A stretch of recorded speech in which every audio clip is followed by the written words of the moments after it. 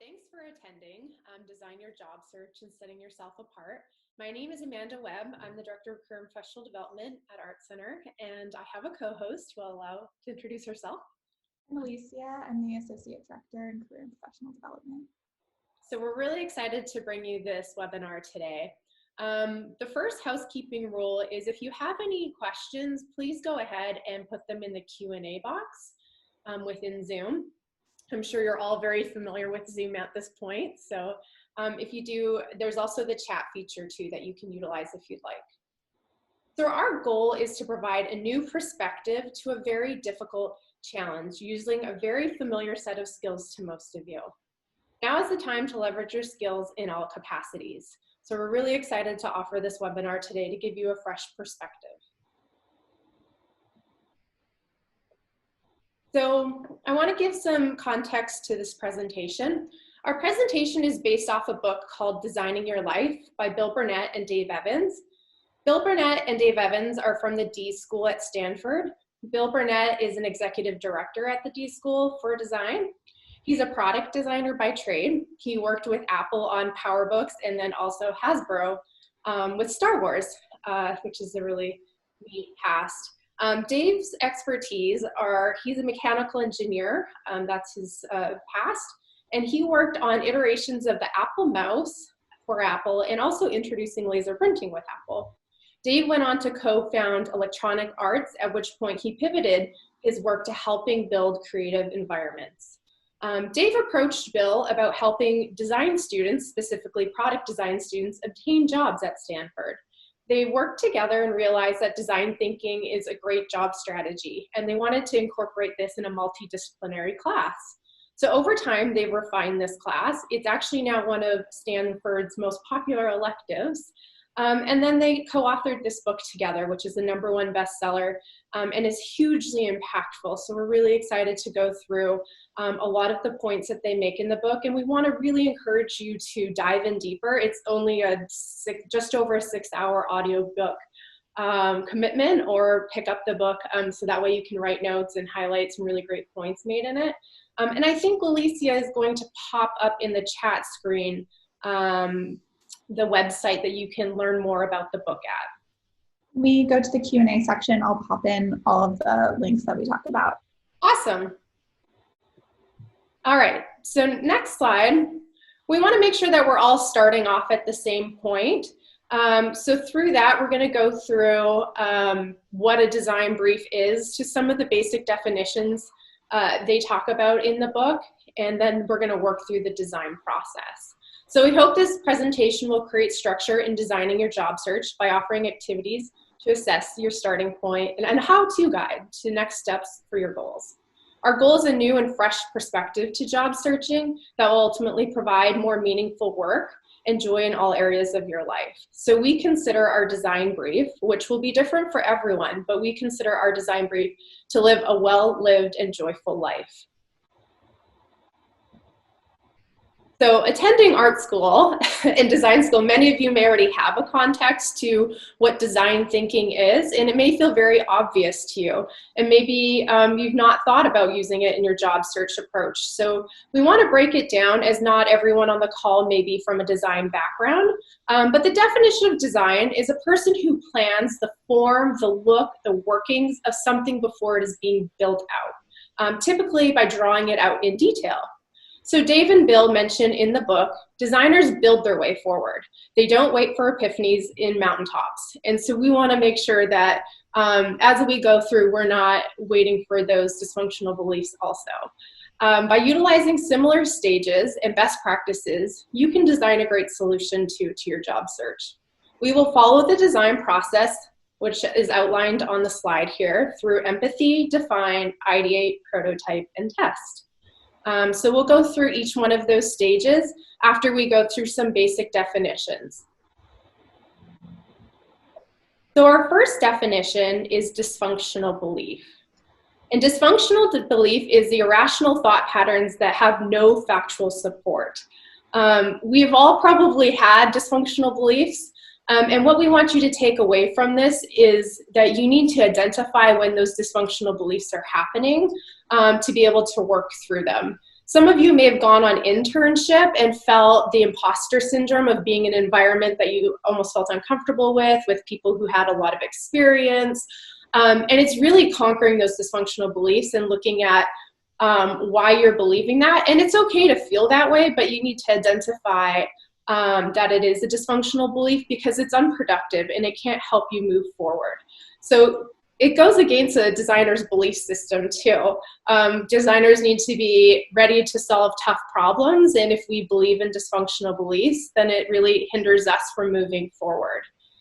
So once we acknowledge the dysfunctional beliefs, we need to understand the biases and the unrealistic thoughts to better position ourselves to innovate and pivot and come up with productive results. So a dysfunctional belief we commonly hear is don't assume you should know what you want to do with your life. Even though you may know coming into Art Center what you think you want to do, not everyone has it figured out. It's completely untrue, but it's something that we hear continuously. And hopefully you're not feeling dysfunctional beliefs in your job search, but now you can kind of identify them, and we'll work through how to move forward past dysfunctional beliefs. In the next slide, I want to talk about dysfunctional beliefs that we may be feeling right now, especially in a time of uncertainty.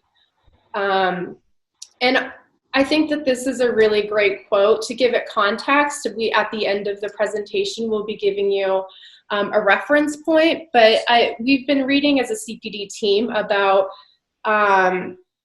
graduates from 2008 who had to go out into the workforce and faced very challenging times. Looking for opportunities, and words of wisdom, advice, how they worked through it, best practices that they received. And I wanted to share some of them because it became very evident that they had dysfunctional beliefs, and they also worked through this design process, which you'll notice when you read the article. They talk about their journey, and you can really identify pieces of the design process we're talking about today. So the one on the screen, I think the only thing I would do differently is being gentler on myself and not waste so much time comparing myself to others or obsessing over where I thought I should be in my life.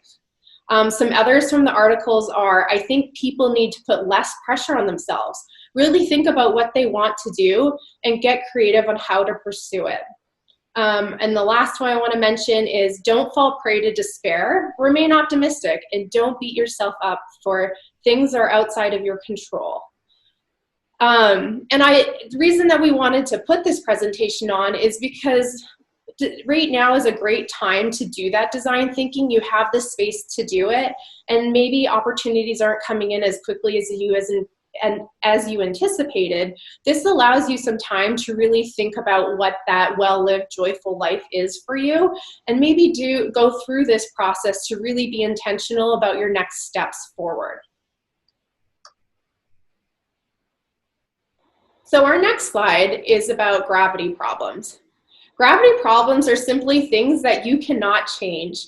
You can't defy gravity, and much like gravity problems, they have minimal success.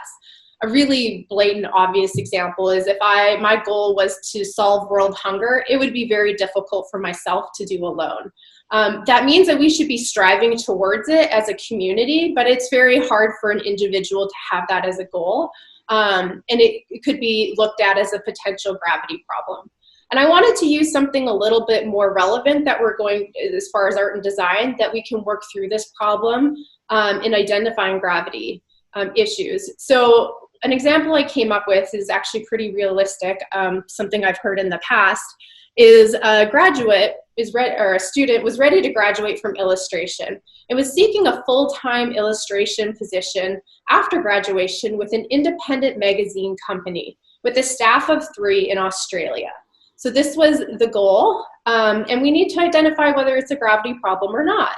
And so we're going to explore in our next slide what that gravity problem is and how we can work through it.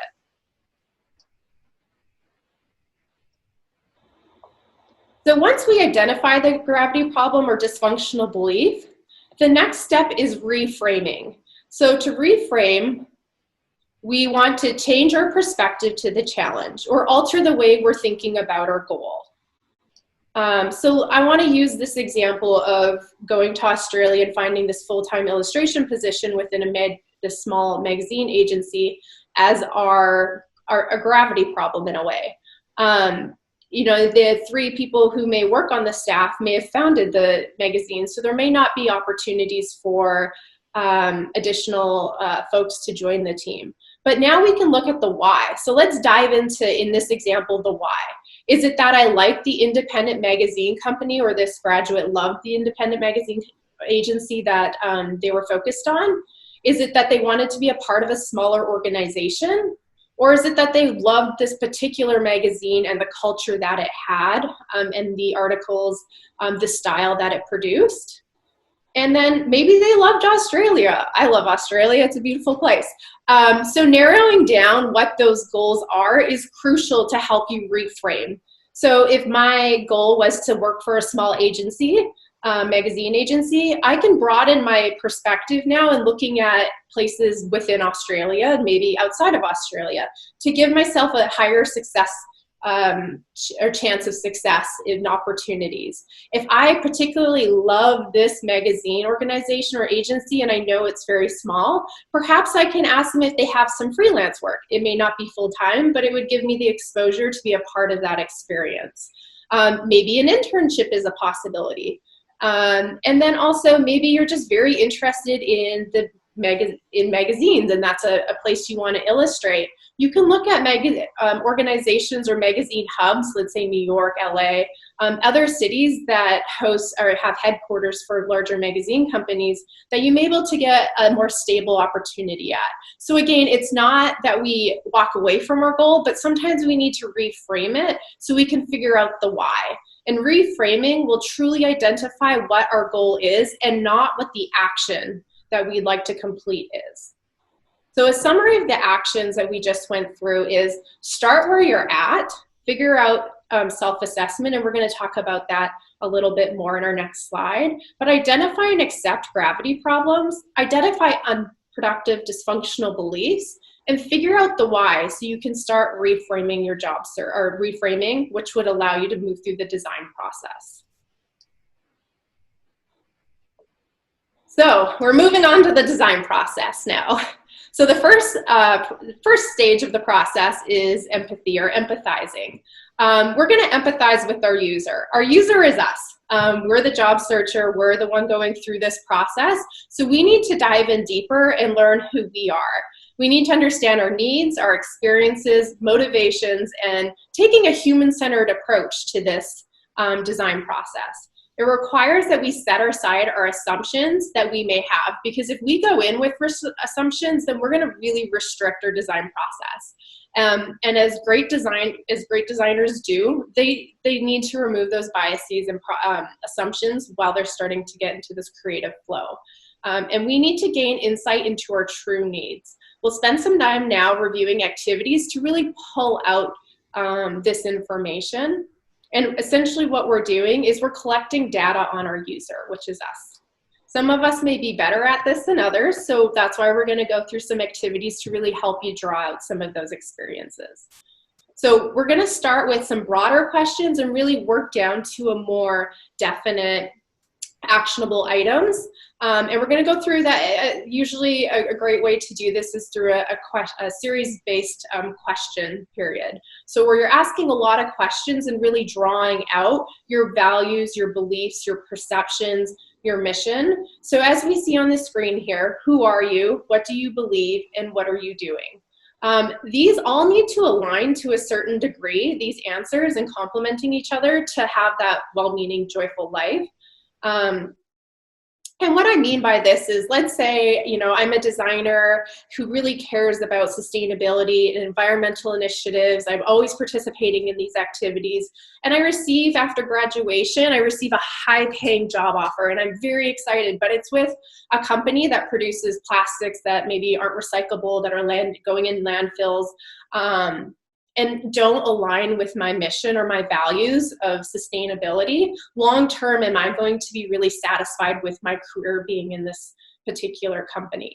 Although it may pay very well, at some point I'm probably going to experience unhappiness. And so it's really good to think about these things and how they relate to your job search or to your work view now, so that you have time to really think through it, reflect as you're doing your job search, and being a little bit more intentional on where you want to go.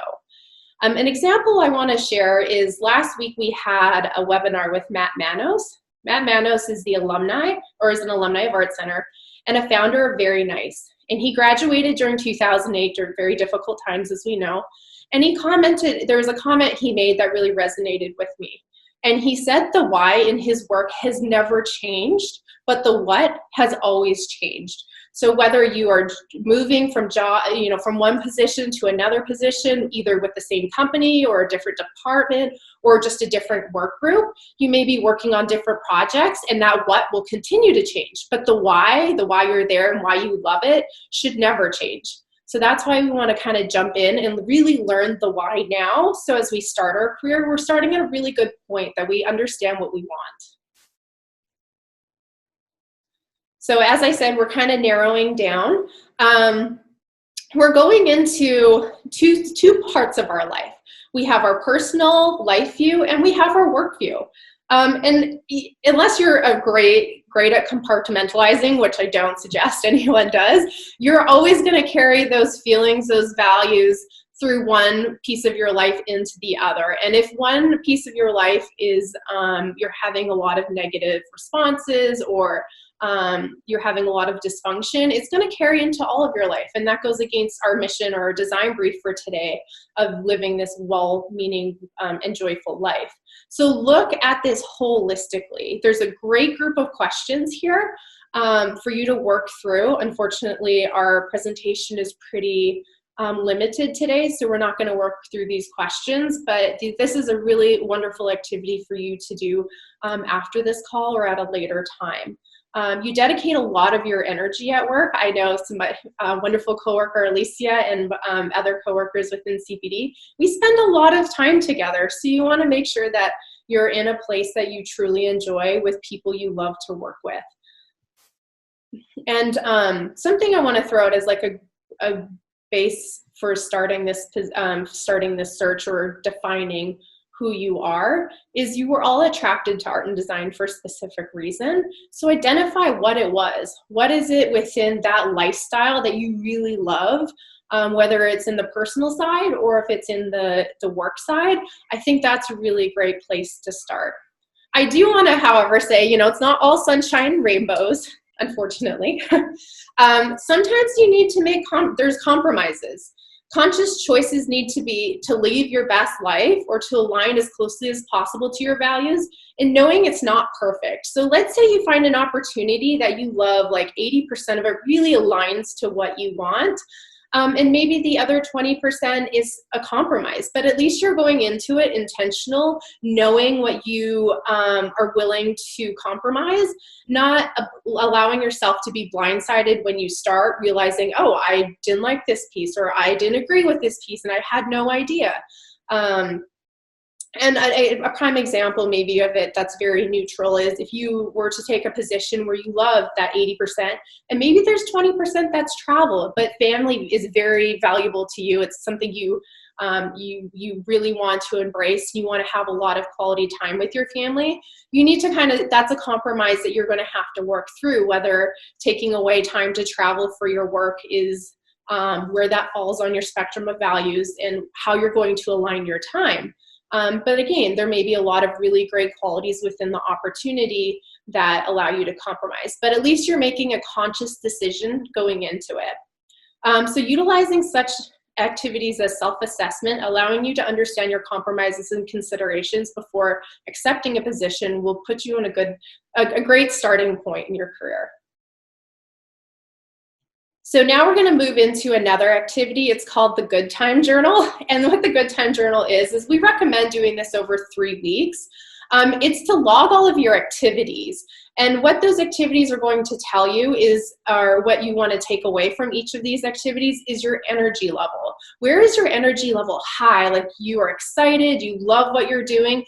And when is it draining? When are you trying to avoid something you dislike, you're frustrated, you just find it draining? And you really want to start categorizing those things because that'll allow you to understand what activities you find very meaningful in your life. And that's what we want to exploit. We want to exploit those meaningful moments. And provide those meaningful moments or joyful moments, not only in our work, but also in our personal life to lead the best life possible, right?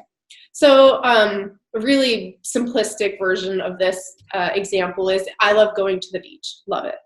But why do I like going to the beach? I can't write in my good time journal, I love the beach. That's not helping me. But breaking down why I love the beach. Do I love the beach because I love going with a group? I always go with a group to the beach, and we have a nice, great social hour, and it's fun. And I really love actually the social engagement of being at the beach.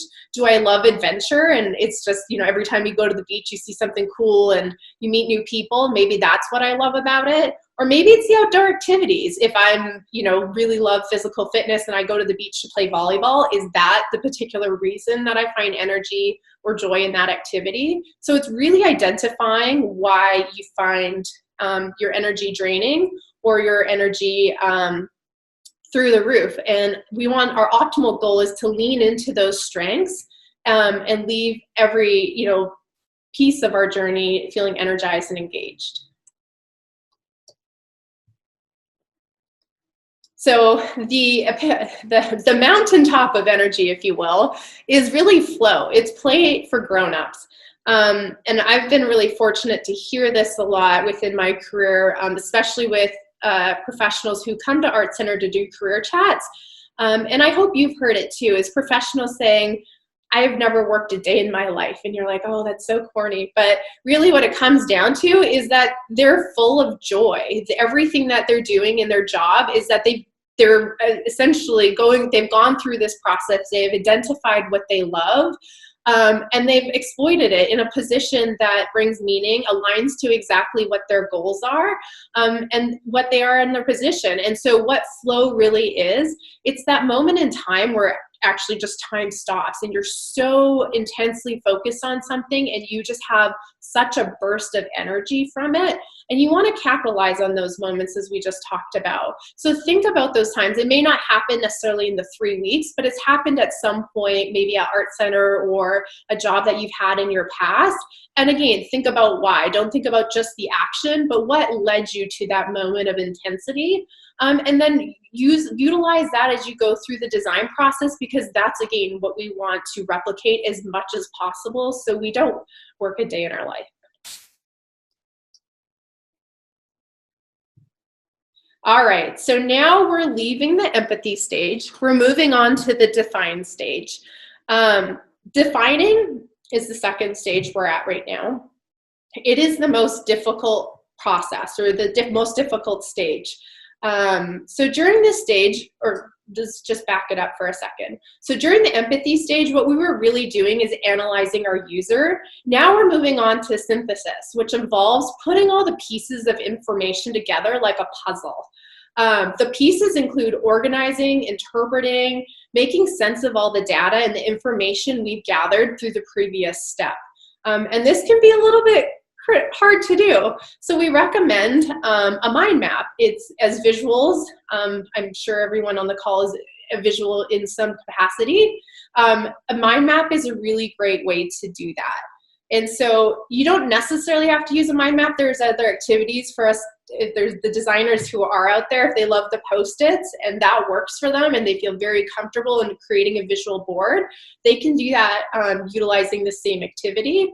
And we really encourage you to do this through like a brainstorming process, whether it's with yourself or if you're really struggling to brainstorm, get a group of people together, whether it's family, it's friends, it's other students at Art Center, or our career advisors who are amazing with the job search, Ashavar and Chris Hurley. You can reach out to them and they'd be happy to help you brainstorm, especially if you're coming to them with some of this data as you as a user already have. They can help you, start mapping out what your journey looks like.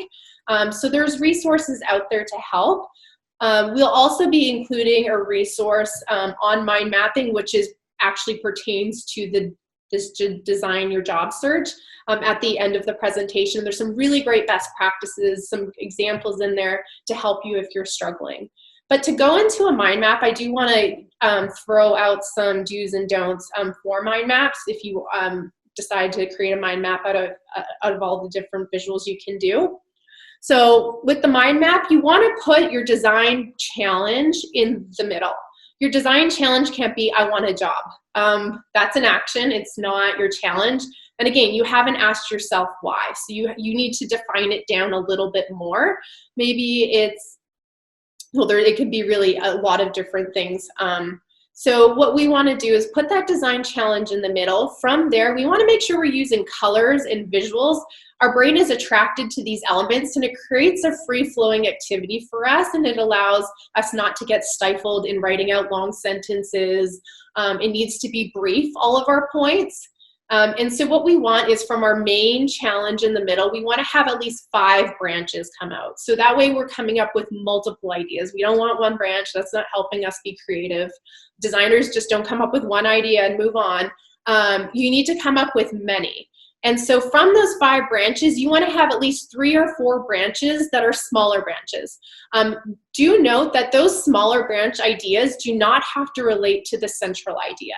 But it should be a flow of information out through those branches. So no long sentences, use brief descriptions, allow your brain to easily move through ideas and not focus on, writing out the sentence.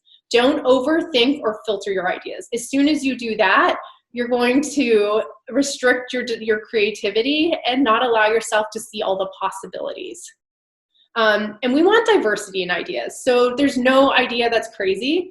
Put everything out there, because it'll allow you to help navigate and start picking pieces for the next portion of this project or this process. So we're going to move on to our next phase, which is ideate. So in the book, Bill and Dave talk about Odyssey plans. And ultimately, we want 3 plans. The reason we're looking at creating 3 plans is because if we have too many options, then we really have no options. So we want to narrow it down. So from all the information, all of the defining, we're going to create 3 different plans on how we see our life progressing out in different career paths. I want to note, you don't want to prioritize. If you prioritize, then you've already made the decision that the first one is number 1 and that's all, and you're narrowing your focus, and that is not the point of this activity. The point of this activity is to really have multiple options to explore, and if we don't have multiple solutions, we're not good designers and we can't work through next phases to really prototype what they would do. And what we do is we create biases, and they may be based off of untrue information. So we really want to go through this process to validate all of our data to really determine what the best step forward is. So as it's laid out, the first step is, or the number 1 is probably something you already have in mind. It's something that you've been working towards or has been your ideal goal right now. The second one is, if that option wasn't available, what would be your second option?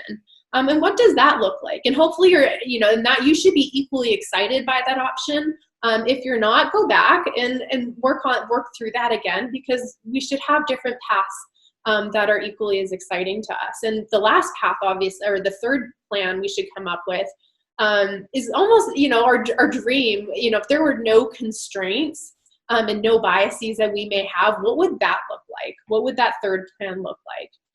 An example of this is, if I wanted to start a small business, and maybe I've been, I've kind of put that as my third plan because I don't know if I look at the constraints, if I have the resources to do that. Well, I owe it to myself to work through that as maybe my third plan of owning a small business or starting a small business, because until I've prototyped it and I've tested it, I don't know. It may be very possible. Maybe there's small business funds out there. Maybe it's not as hard. Maybe there's a really great support system or a mentor program that will help me lead through it. So the resources that I thought I didn't have, I actually do have. So that's why we want to take all of these through. And maybe it is, maybe I, need to build up a client base and I'm really not there yet. That's a great long-term plan, but at least if I prototype and I move through the design process with this, I can identify what constraints hold and how I can work through them. So maybe it's a longer-term plan that I own my own business. And so when we do these 3 plans, we do want to look at just 5 years out. And then from that, if we do find constraints, we can maybe it becomes a longer term plan, or we, you know, repivot or reframe as we talked about earlier. So from here, we've now created our 3 Odyssey plans, and we're going to move on to prototyping. Prototyping is where we're going to start making all of our optimal solutions take place in a very experimental way. So I wanted to talk about something that CPD does. CPD is very intentional about offering prototypes to students, and we do that through internships and mentorships. We offer these experiences that are, you know, not a big commitment, and it gives students the opportunity to really learn from a professional or really learn in an experience within an experience, such as an internship. And even some of our career chats or portfolio reviews, that to a lesser extent is still an experience where you get to learn or gain insight from a company for that hour, or maybe you get to sit down one-on-one with a reviewer and learn what that particular organization is looking for, and you have an opportunity to ask questions. It's a prototype of that experience. And so we really encourage you to do as many of those while you're at Art Center as you can, because allowing you to prototype will offer a better solution on narrowing down your future path, because you've now realized exactly where you want to go. And we always love to hear that the students who go on multiple internships, because they're prototyping across different industries to really figure out where they want to go. So highly recommend that. It's never too late to prototype, even, you know, with the mentorship or even an internship. Those opportunities do exist after graduation. So if you did graduate recently, you know, there are those opportunities out there, and we can help through the CPD office and outreach and what that would look like if you do want to pursue those options. Without these experiences, these prototypes, if you will, your frame of reference will be very, very narrow. An example of this is sometimes I hear, I want to work for Disney, and I'm like, oh, wow, that's awesome, really great. So why? And some students will have a really great, you know, narrative of why they want to work for Disney, and it might be because they interned at a couple places and they had a really great internship experience, or maybe they had a mentor from Disney and, you know, they inspired them to be in a particular area, and they've gone through this prototyping phase, and so it's really apparent why they want to work there. And others may have this narrow focus of, well, it's Disney, it's, you know, leader in animation, why would I not want to be there? But from that, it's going to be very hard to get into Disney, because they're going to ask that why too when you get there, and that's not necessarily going to be the answer they want to hear. So really looking and defining and going through this process to prototyping is very, very important, because again, it opens up all of these options and allows you to really choose which one of these options best fits what you're trying to do long term. So with that, I want to kind of recap, how do we do it? How do we prototype? Asking good questions, being aware of biases and assumptions. If we go into prototyping with our own biases and assumptions, then we're already off to a really poor start. The point of prototyping is to really understand and learn. It's not to put up barriers for ourselves. It's really to be open minded and take in all the information that you're receiving. It's really about, in a way, it's about information gathering.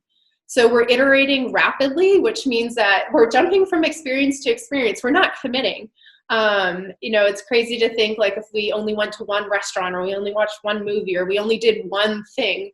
But a lot of times we see students come out and it's a very narrow focus where they're like, I want this one thing. And it's like, but there's so many things out there.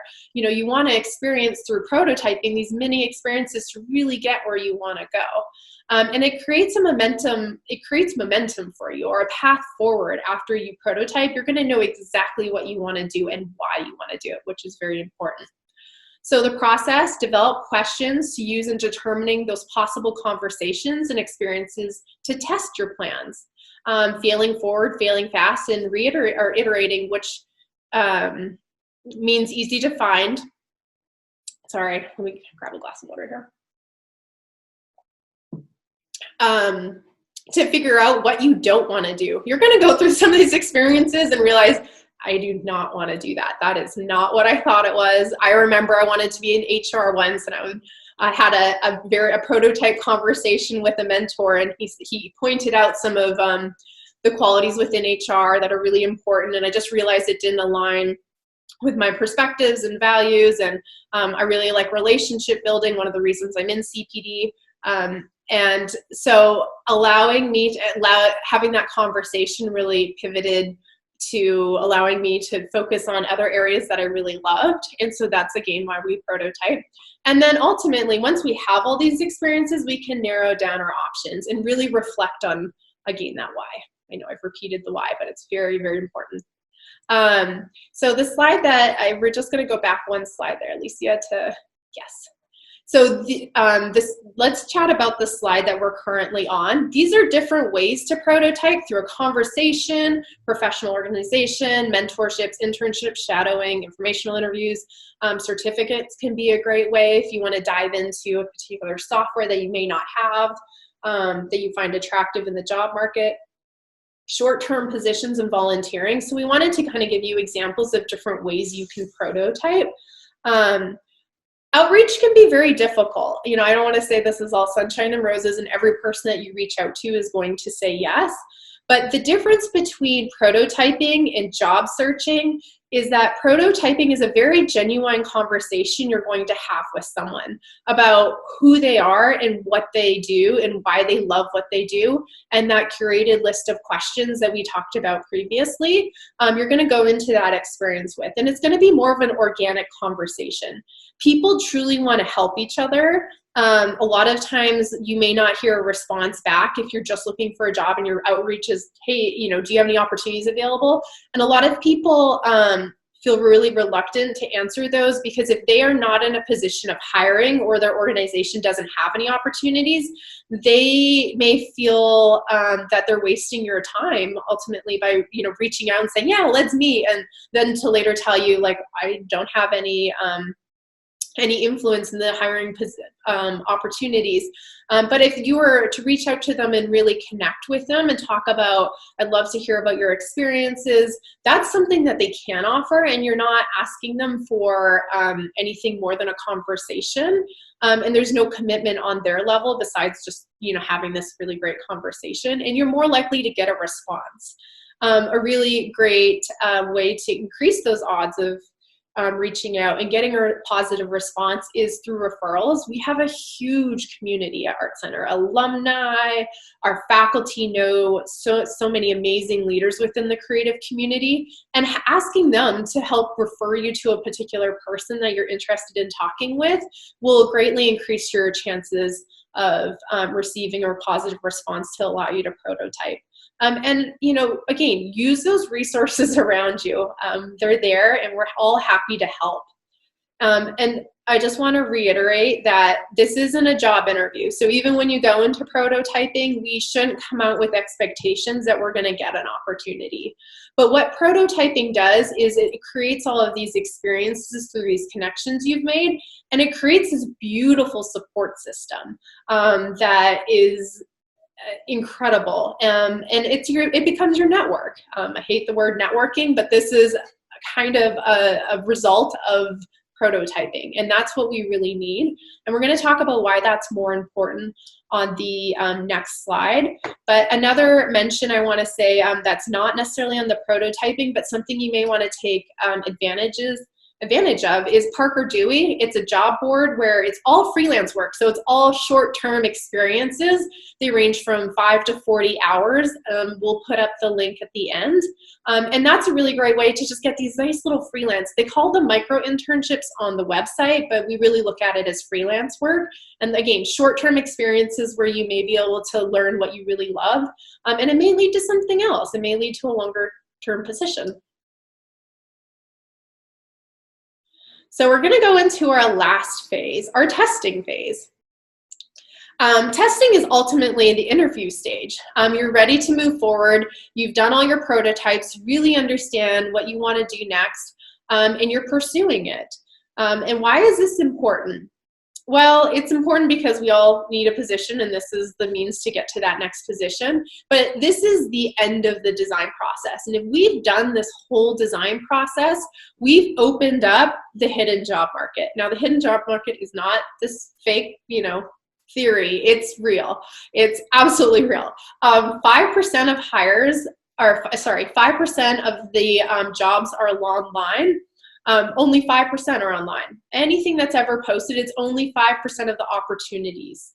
4 out of 5 jobs are never posted. Instead, they're focusing, so your focus for this whole process is not necessarily getting a job, but going through this informational seeking to like build this network to find these hidden opportunities. And it may not happen in that conversation, but if you have a really great conversation with someone, they're gonna remember you. And no artist or designer or any professional only knows that one person. They're the only person they know within their profession. No, they have a network too. They went to school, they graduated, they moved organizations, they are always in contact with other people who do similar work. So if they have a colleague that reaches out and says, hey, I'm looking for someone, you've just built this really great relationship with that person, and it's going to allow you into the hidden job market. Another really great thing is that once you go through this design process, when we talk about the why in that job interview, we know why. We have a beautiful narrative of why we want to be there. And it's going to stand out above any other applicant who has not gone through this design process and hasn't figured out the whys. The other thing, a component of this is that once you do get to this testing or interview stage, most likely you've made a warm lead in some capacity, whether it's a referral or the person you've met with now has an opportunity available, and your chances of getting it are a lot higher because you've built that relationship with them already. All right, so we're going to move into summarizing our talk today because we do want to leave a couple minutes for 10 or 15 minutes to answer questions. I'd love to say that design process is this very linear process, but you may find yourself jumping back and forth. So I really wanted to put the scope up on the screen on what that process could look like. You may get to testing, and I'll give you a personal example of this. I went through this design process originally from Canada, moved to the United States in 2009. So things were a little bit dicier as far as the job market, and it was a little bit difficult. So I had to go. I was forced, much like the graduates in that article, forced through this process to really be successful. And I had to transition industries, so that also requires you to kind of go through this process more too. And I got to the testing phase, and I was interviewing at a college for an admissions position. And once I heard the expectations of the position, as an admissions representative, it was something I was not interested in. So I went from that testing phase back a couple into that ideate phase because I knew I wanted to be in education, but I just figured out in that testing phase that it was not within the admissions department. And I was really lucky that, going through that ideating phase, looking at the organization, looking at the colleges, I found an opportunity within career services, and it really aligned with my values of building relationships and helping individuals meet their goals. And so I went back to the organization and I said, hey, this is why I want this position. And I already, prototyped in a way, I built a relationship with this organization and landed my first opportunity in career services. So it can be a little bit messy in that it may not be linear, but be aware of when you do need to go back a step to make sure that you're successful long-term in this process.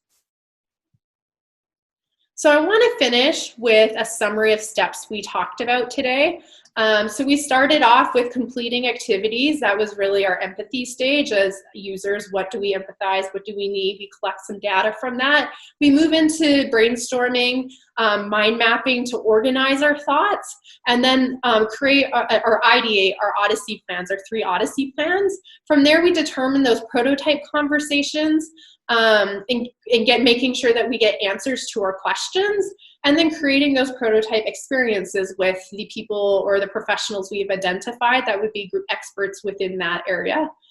From there, we build our prototypes. So, actually doing the job search or the internship, or that mini experience, or job shadowing, or going out maybe digitally for coffee right now through a Zoom meeting.